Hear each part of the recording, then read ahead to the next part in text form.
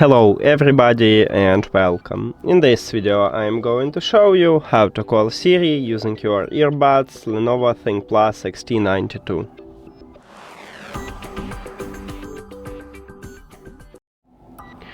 The touch area is located at the back side of each earbud, and to call a Siri you need to press 2 times at your left or right earbud. So let's check firstly the right one. 1, 2.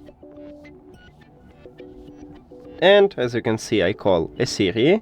Then let's check the left one, and also need to press 2 times. 1, 2. And as you can see, Siri also awake.